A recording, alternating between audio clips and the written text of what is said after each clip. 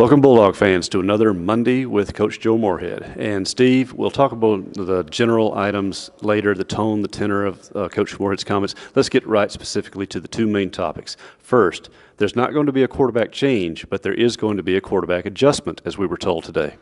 It's true, David, and it's something we kind of talked about among ourselves, you and I, after the post-game presser on Saturday, that there may be time for Keaton Thompson to see a series or two, and then we'll kind of see how things go and kind of play the hot hand. And Coach Moorhead kind of hinted towards that today. So they've met as a staff and kind of discussed the possibility of Keaton getting a series in the first and second half to kind of save some wear and tear on Nick, but also, too, to kind of get him ready, get him some snaps. And here's the deal, folks.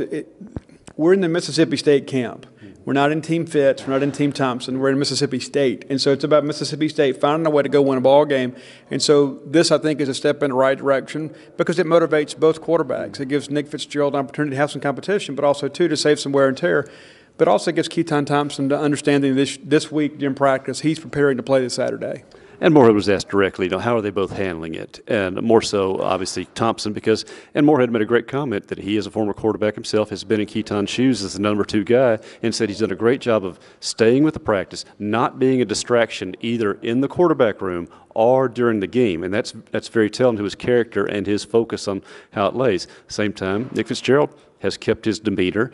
He's a senior. He's been through tough times before. So it seems like both quarterbacks are handling it well. Now, let's be clarifying, too. He did not come out and absolutely say for sure, but he sure leaned that way.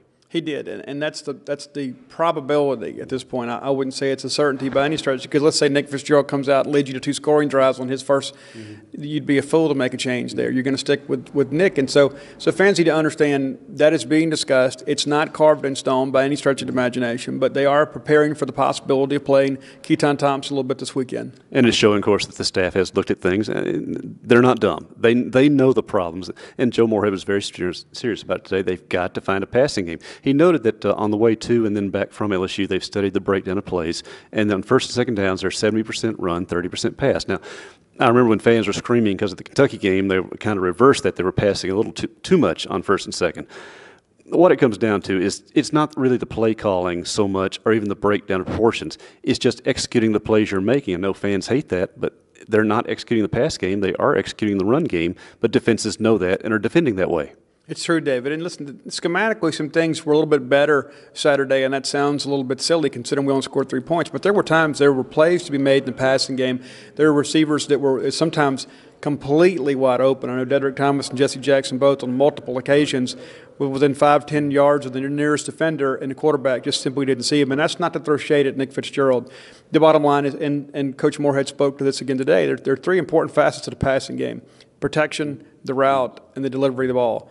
There have been times this year when all 3 have been lacking. I thought our pass protection was much better this past Saturday, and so you've got that corralled. And maybe this weekend we get a little better with the accuracy. And there's some receivers out there that can step their game up just a little bit. And I know it gets frustrating when you're a receiver and you committed more to the run, but I think receivers now will have an opportunity to make some plays and hopefully turn this thing around. And let's also say one more thing about the quarterback. As written in yesterday's Doghouse column, one good reason to stick with Nick Fitzgerald this week is look at his track record against Texas A&M. Whether running or passing, he has dominated the Aggies. I think I had a line in there saying that Aggie fans will probably chip in to pay for his graduation fees so they never have to see him again. Now, moving on from quarterback, let's get to the injury situation. Nothing really official. We're still sticking with the upper body, lower body thing, but not really good news unofficially on Kylan Hill at this point. Yeah, and Kylan appeared to tweak a hamstring in the ball game Saturday, and I actually walked down behind the bench and walked to the other end, and you could see him over there just trying to get loose again, kind of favored that hamstring, grabbing that, and that's significant. For a guy that is predicated on his explosiveness and his speed, to have a lower body injury is a major issue. And so whether that's something that lingers for a while or perhaps can get better with a week of rest, we don't know yet. But quite frankly, Aris Williams and Nick Fitzgerald kind of had their way with Texas A&M last year, pardon me. And so if that's the hand you're dealt, that still could be a winning hand for the Bulldogs.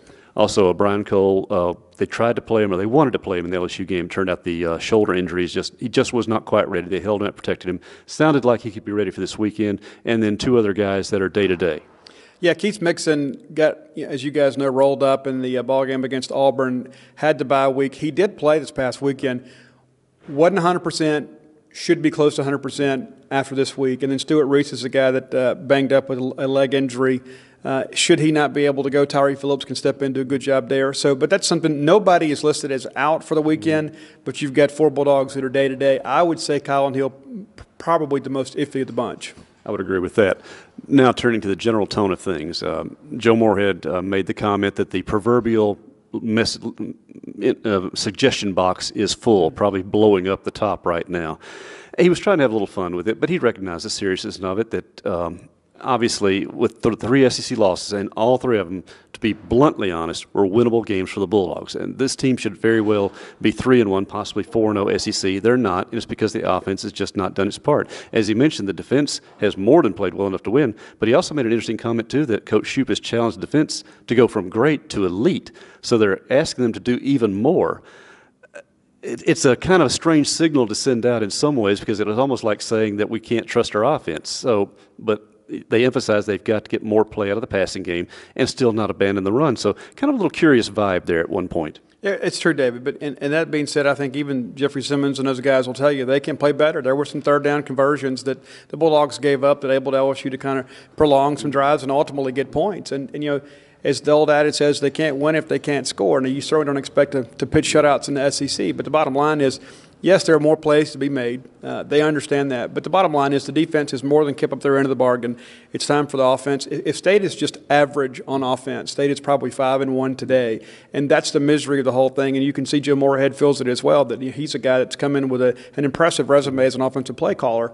And then here you are 7 games into your season, and through 16 SEC quarters of play, you've scored 3 touchdowns. And so we see it, he feels it, and Bulldog fans certainly see it. But my hope is that Bulldog fans will stick with this team and be here this Saturday as the Bulldogs get ready to take on Texas A&M. And he touched on that as well, that he wants the fan turnout, because Scott Field, Davis Wade Stadium, is electric when the fans show up in A&M, an old rival. The 6 o'clock, 6:30 kickoff here, again for the Aggies, 2 Adidas teams, 2 Maroon teams playing there. I liked your question, Steve, about shaking up the wide receiver rotation, or if one was even considered. He had a pretty straightforward answer to that. Yeah, he said there wasn't much to shake up out there. And I know the big question people have is, what about Devontae Jason? What about Wop? Why didn't he play a little bit more? And they really haven't offered much of an explanation to say that, you know, he's just not quite ready there. But, you know, they're moving some guys around a little bit, but he says there's just not a lot of moving parts left to kind of move around there. I think early in the year, they kind of stuck with 3 guys in the rotation, but now Dedrick Thomas, of course, has emerged a little bit as a playmaker, and you'd like to see him have more opportunities. And so, but yeah, Coach Moorhead really kind of standing his ground there with the wide receiver group. And he said Saturday that he really, for as many words, was not pleased with wide receiver play. So we've got to find a way to get separation and get guys to make plays for us. So that remains a work in progress. Very much an understatement about calling it not pleased in that regard. But as he said, there's all the elements of the passing game. And while the protection has improved, very key, and that's the first part, the passing and catching have not, but they've got to emphasize that, because he said you just can't line up unless you're a wishbone team, and even they struggle to do it every play of the game. Run, run, run, get down the field. So all indications are there'll be a big emphasis again this week on the passing game. They got a head start on the Texas A&M game plan at Sunday's practice. They've done their evaluation of the play calling breakdown again and trying to fix some things, because there are 5 games left. Still a lot of chances to win ball games, because with one exception, you're not going to see really dominating defenses the rest of the way. So if you're going to make offensive progress, now's the time to do it, because you're not facing Florida, Auburn, LSU type defenses. Yeah, and you're going to face some good athletes, but by and large, most of the units, 4 of the 5 units you're going to face the rest of the way, should be teams of which you can move the football against. And, you know, certainly A&M in years past have had some good defensive units. They have not been good under Kevin Sumlin. And, you know, this year's team, they're marginal. Arkansas is less than marginal, and Ole Miss is horrendous. And so you would have to think State would have an advantage against Louisiana Tech, as they did last year. And so these are winnable games. I think 4 of these last 5, you look at it and say, you know what? You could win those ball games, but the first one is the most important one, and that's the one against Texas A&M. If State finds a way to get a win this weekend, I think the rest of the season sets up pretty well for them. Well, it's key. You hate to call it a must-win, but that's what it's certainly looking at this point in the terms of bowl eligibility, what bowl you want to go to, and just to raise the momentum as well. And, of course, Steve, a big recruiting weekend, I'm sure, coming up with Texas A&M in town as they look towards that. So we'll have a lot to talk about as the week goes on. And, by the way, press conference today at 2 o'clock with Coach Chris Lamonis and several Diamond Dogs as they go over fall ball. Mike, Gene, and the gang will be covering that as well. I'll stick my head in and try to catch up some on baseball after a busy football season myself.